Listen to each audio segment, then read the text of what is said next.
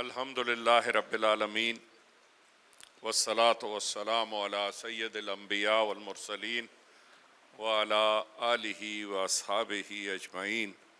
اما بعد فاعوذ باللہ من الشیطان الرجیم بسم اللہ الرحمن الرحیم۔ سب سے پہلے تو مرکز منہاج القرآن پہ آج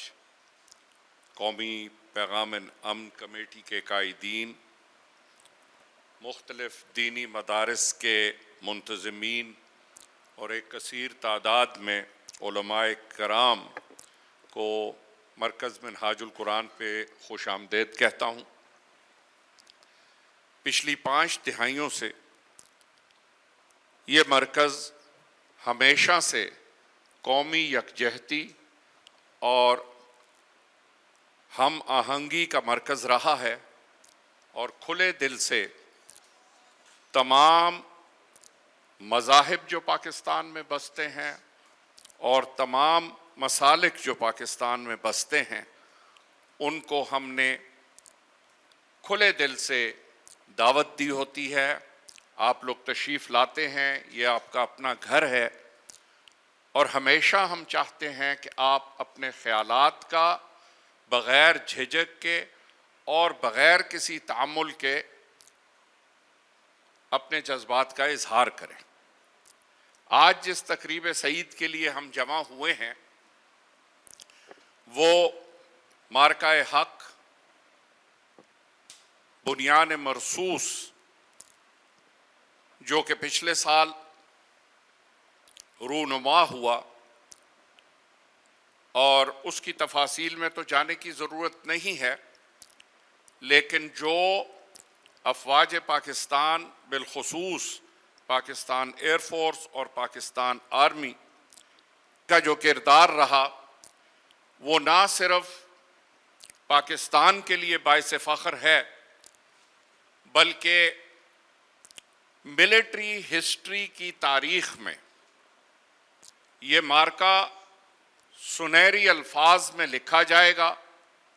پڑھا جائے گا، اس کا مطالعہ کیا جائے گا، جہاں اس میں افراد کی دلیری،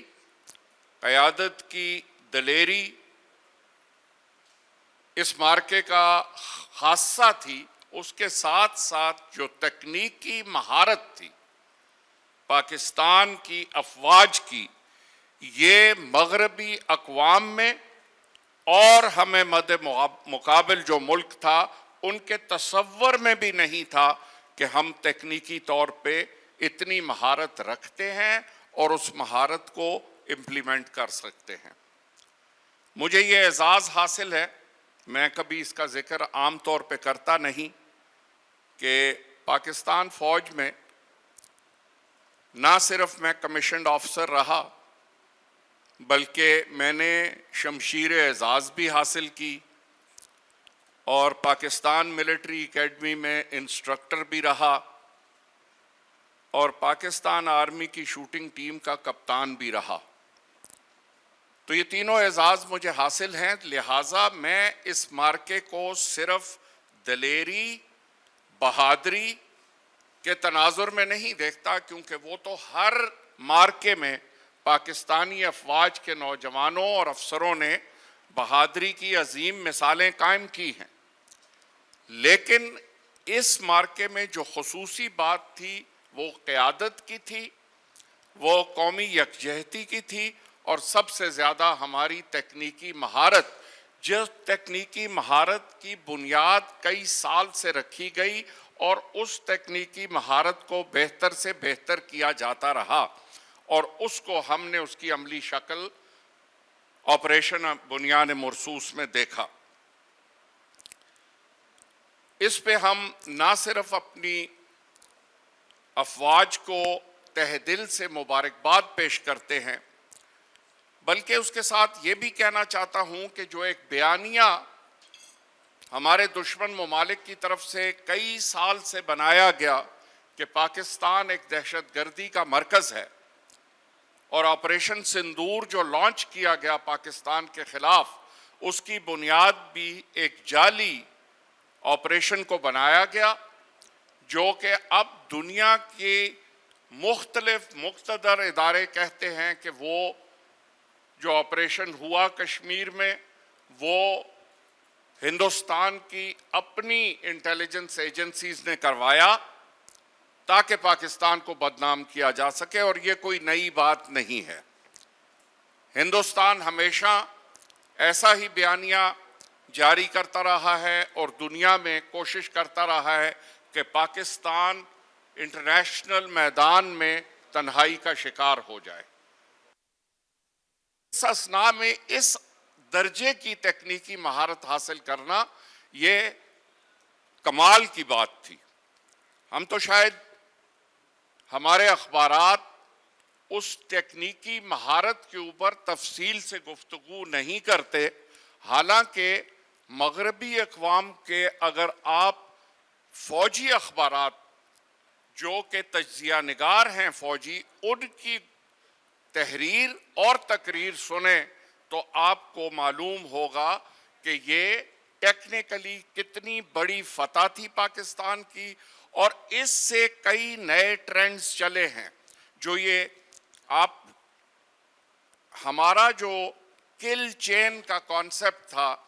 یہ کل چین کا کانسیپٹ ملٹری ہسٹری میں 1 سال سے پہلے کبھی اس کا ذکر نہیں کیا گیا تھا، جہاں آبزرویشن اور فائٹر جیٹس، زمینی راڈار سسٹمز، یہ سارے یکجا ہو کر آپ کے ملک کا دفاع کرتے ہیں اور آپ کے دشمن کے دانت کھٹے کرتے ہیں۔ جہاں ہمارے لیے یہ بہت خوشی کا مقام ہے اور فخر کا مقام ہے، میں سمجھتا ہوں کہ خوشی کے موقع پہ ان معاملات کی نشاندہی کرنا ضروری ہے جو ہمارے مستقبل کے قومی وقار کے لیے ضروری ہے، کیونکہ اگر ہم ان باتوں کا ذکر نہ کریں اور دل کی بات کھول کے اپنے بھائیوں اور اپنے ساتھیوں کے سامنے نہ رکھیں تو یہ شاید کوتاہی ہوگی۔ میں سمجھتا ہوں اللہ نے کچھ حکمرانوں کو پاکستان میں موقع دیا کہ پاکستان کے بنیادی مسائل حل کر سکیں اور پاکستان میں وہ اصلاحات نافذ کر سکیں جن اصلاحات کی ہمیں آج 5 سال بعد، 10 سال بعد اور 50 سال بعد ضرورت ہوگی۔ ان میں سر فہرست پاکستان پانی کی قلت کا شکار دنیا کے ٹاپ 10 ملکوں میں سے ایک ملک ہے۔ ضرورت اس امر کی ہے کہ پاکستان کے آبی ذخائر پہ کام کیا جا سکے۔ اس وقت جبکہ ہم کہتے ہیں کہ افواج پاکستان اور حکومت ایک پیج پر ہیں، اسمبلیاں ساری ایک پیج پر ہیں، عدلیہ ساتھ کھڑی ہے، تو اس امر میں کون سا امر مانے ہے کہ ہم وہ بنیادی اصلاحات نہیں کرنا چاہتے جن سے ہماری قوم آج سے 20 سال اقوام عالم میں ایک ممتاز مقام پہ کھڑی ہوگی۔ آج آپ دیکھیں پاکستان کے نوجوان دنیا بھر میں ممتاز مقامات حاصل کر رہے ہیں اور اعزاز کے لیے یہ بات ہے، لیکن میں سمجھتا ہوں کہ ہمارا جو بنیادی تعلیم کا نظام ہے اس میں بہتری کی ضرورت ہے۔ ہماری سائنٹیفک ترقی جو ہے وہ اگر ہم ایک جانب ایک ملک جس کے پاس وسائل بھی نہیں تھے، جو پابندیوں میں گھرا ہوا تھا، اگر وہ نیوکلیئر ویپنز بنا سکتا ہے، اگر وہ ملک جہاز بنا سکتا ہے جو کہ آج تک ہندوستان اپنا جہاز نہیں بنا سکا، تو پھر کیا امر مانے ہے کہ ہم موٹر سائیکل کا انجن نہیں بنا سکتے؟ یہ ایک بہت بڑا اور اہم سوال ہے، کیونکہ ہم نے اپنی ٹیکنیکل اور ووکیشنل ایجوکیشن پہ پچھلے 50 60 70 سال زور نہیں دیا۔ آپ سب اپنا حلقہ اثر رکھتے ہیں، آپ پورے پاکستان میں جاتے ہیں، ہر جگہ گفتگو کرتے ہیں۔ میں چاہتا ہوں کہ یہ جو پاکستان کے انرجی کی قلت ہے، چاہے وہ بجلی کی صورت میں ہو، چاہے وہ سولر پاور کی صورت میں ہو، چاہے وہ ونڈ پاور کی صورت میں ہو، اس پہ دور رس کام کرنے کی ضرورت ہے۔ ہمیں اپنی بنیادی صحت پہ کام کرنے کی ضرورت ہے۔ جہاں ہم جمہوریت کی بات کرتے ہیں، جمہوریت کے ثمرات وہ ہوتے ہیں جو غریب عوام تک پہنچے۔ جن ملکوں کی ہم جمہوریت کی مثال دیتے ہیں وہاں بنیادی صحت عامہ اور تعلیم 12ویں جماعت تک مفت دی جاتی ہے۔ ہمارا نظام دوہرا نظام تعلیم، بلکہ تہرا، ایک ہماری دینی تعلیم ہے، ایک ہماری عصری تعلیم ہے۔ عصری تعلیم کچھ اردو میڈیم ہے، کچھ انگریزی میڈیم ہے، اور پھر ہم ان سب کو لا کر کمپٹیٹیو ایگزام میں اکٹھے بٹھا کر آپس میں مقابلہ کراتے ہیں۔ تو کیا یہ ممکن ہے کہ ایک بچہ جو مظفر گڑھ میں اردو میڈیم سکول میں پڑھتا رہا ہو، وہ سی ایس ایس کے امتحان میں جو لاہور میں بیکن ہاؤس میں ایک بچہ پڑھتا رہا ہو، اس کے ساتھ مقابلہ برابری کی سطح پہ کر سکے؟ یہ وہ معاملات ہیں جن پہ ہماری قومی حکومت کو، ہماری قوم کو، اور بالخصوص میں یہ اپیل کروں گا، جنرل مشرف صاحب خدا ان کو غریق رحمت کرے، میرے دوست تھے، اور میں ہمیشہ کہتا تھا کہ اللہ نے آپ کو قوت نافذہ دی ہے، اللہ نے آپ کو جہاں قوت نافذہ دی ہے، ایک بہت بڑی ذمہ داری آپ پر عائد کی ہے۔ اگر آپ پاکستان کے بیسک ریفارمز نہیں کریں گے تو آپ قیامت کے دن جواب دہ ہوں گے۔ یہاں کا وقت تو مختصر ہے، خداوند تعالیٰ خود فرماتا ہے کہ جب پوچھا جائے گا تو کہیں گے کہ ایک دن یا اس کا کچھ حصہ ہم دنیا میں رہے۔ تو جو ابدی حیات ہے وہاں کا سوال جواب جو ہوگا وہ تو یہاں کے اعمال کے اوپر ہوگا، اور یہاں کے تمام اعمال کا انحصار ہماری نیتوں پر ہے۔ روس جو کہ ایک عظیم طاقت تھا، جب معاشی طور پہ کمزور ہوا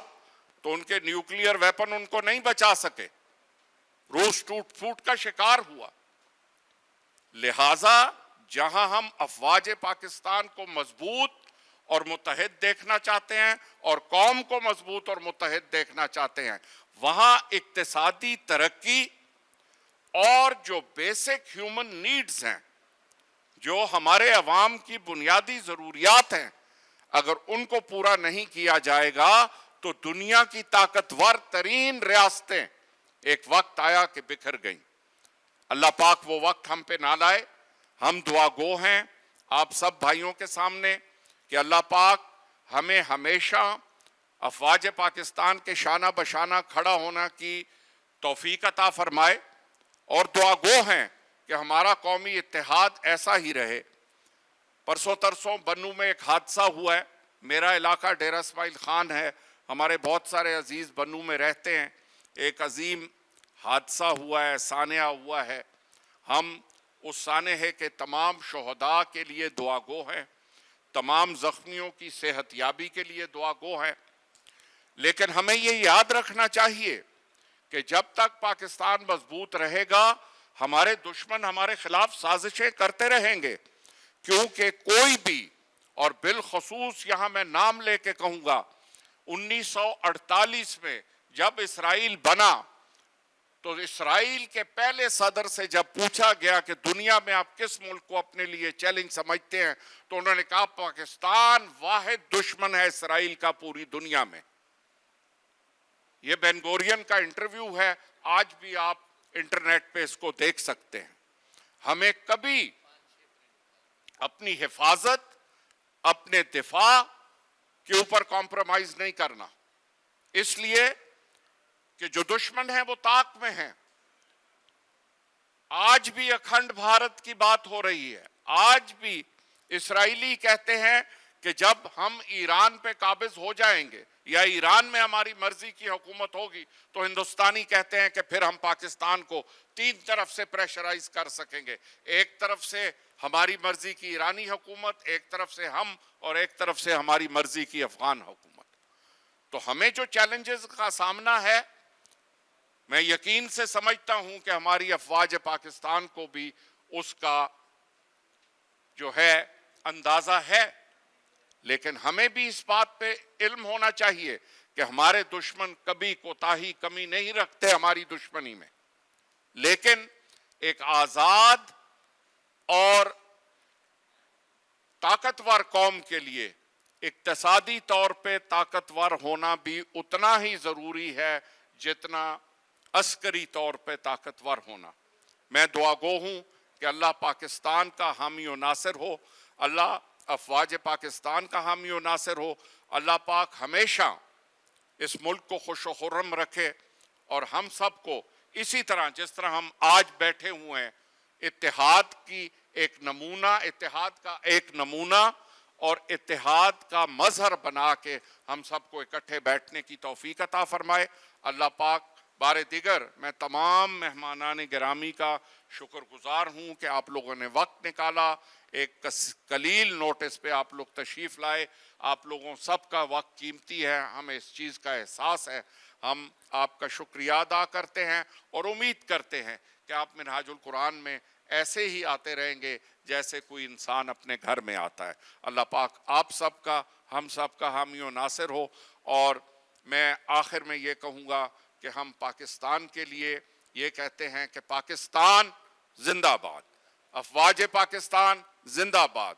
और इत्तेहाद उम्मत इस्लामिया जिंदाबाद, जिसके ऊपर हमको काम करने की ज़रूरत है। मेरे भाई ताहिर अशरफी साहब हज पे तशरीफ़ ले जा रहे हैं, यकीनन इनकी वहाँ क़यादतों से मुलाकातें होंगी। मैं जो सऊदीया और पाकिस्तान का डिफेंस पैक्ट है ये पहली कड़ी है, लेकिन मैं समझता हूँ ज़रूरत जिस अम्र की है कि ईरान की क़यादत को और अरब ममालिक की क़यादत को पाकिस्तान को मेज़बानी करनी चाहिए। इनको इकट्ठे बिठा के इसराइल की अज़ाइम से ये अब वाकिफ़ हो चुके हैं। जो पिछले चंद हफ्ते गुजरे हैं इसमें ये बखूबी वाकिफ़ हो चुके हैं कि इसराइल के असल अज़ाइम क्या हैं। तो ये हाफिज़ ताहिर अशरफी साहब से मेरी एक खुसूसी दरख्वास्त कह लें, नसीहत कह लें, और इनकी पाकिस्तानियत पे हमें कोई शक नहीं है और इंशाअल्लाह ये वो करेंगे। और इसी तरह आप तमाम अहबाब जब आपको मौका मिले लोगों के साथ बैठने का, इत्तेहाद उम्मत इस्लामिया वाहिद चीज़ है जिससे मगरबी अक़वाम खौफज़दा हैं। मुझे 20 साल मगरब में रहने का मौका मिला है और यकीन जानिए अगर वो किसी चीज़ से खौफज़दा है, और वहाँ अमेरिका में एक कहावत है यहूदियों के दरमियान कि जिस दिन फजर की नमाज में वो इज्तिमात होंगे जो कि जुमे की नमाज में इज्तिमात होते हैं, तो वो कौम यहूद का आखिरी दिन होगा। बहुत बहुत शुक्रिया। अस्सलाम वालेकुम।